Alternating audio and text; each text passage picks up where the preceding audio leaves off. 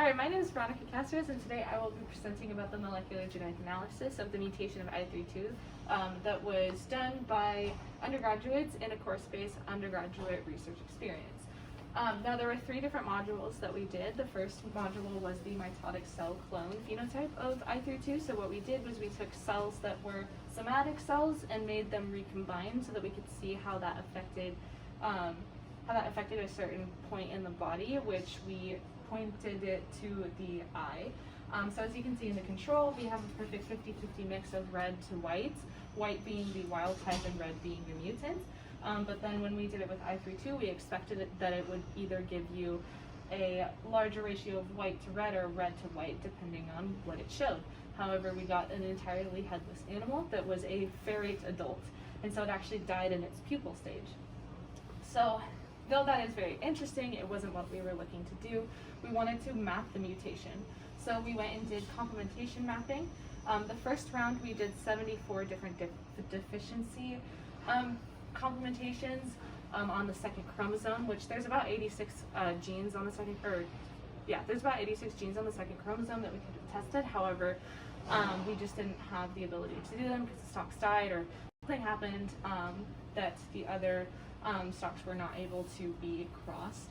And so what we found was there were 2 deficiencies that failed to complement, and so we looked at the overlapping region because the only reason why they would both fail to complement is if they were overlapping.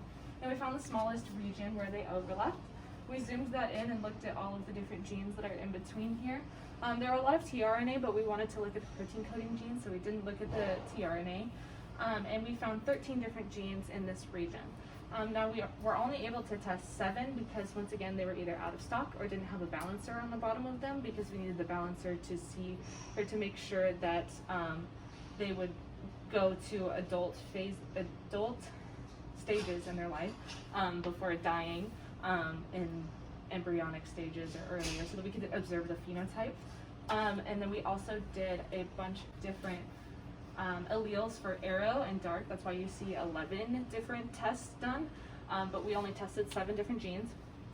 We found that SID failed to complement, so that means that that is where the mutation was.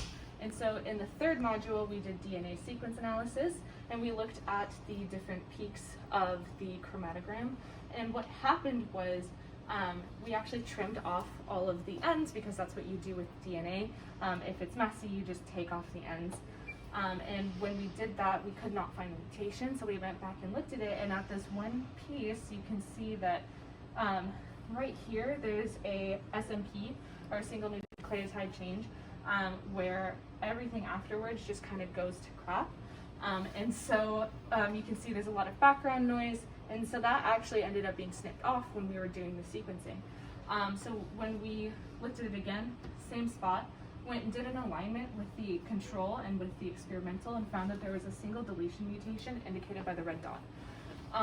And what that did is it changed the reading frame of SID, and it truncated the protein, and therefore caused a loss of function in the protein. So that caused the ferrate adults and caused the animal to not proliferate, because SID is the centromere identifier, which means that the centromeres were not able to form, and therefore were not able to split the cells into 2, and therefore did not proliferate themselves. Do you have any questions? Yeah, I do. Okay, so for your future directions, would you mind walking me through that a little bit? Yeah, so for the future directions, we want to make sure, like, double check everything and make sure that it's a clean read. And so we tested 2 different alleles of SID to make sure that this is the exact mutation, and it is. So we want to go ahead and retest that and make sure that it's on the whole animal, because right now we did, again, with the head.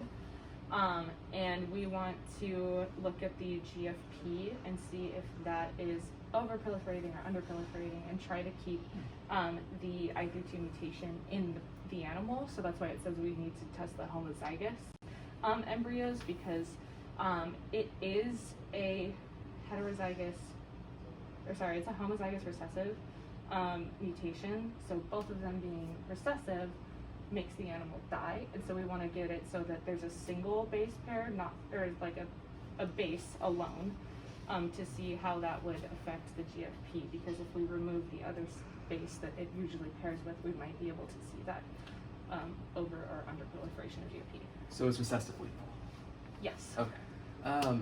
And so is that the mutation you're talking about, like the frame shift mutation? Yes. That's recessive lethal? Yes. Okay. Well, it's a deletion mutation that caused it to shift, and therefore Oh, was a yeah. loss of function. Yeah. Okay, yeah, for yeah. sure. And then one last question. Yes. Okay, so it says CY here. Yes. Can you tell me why it's CY? CY is curly.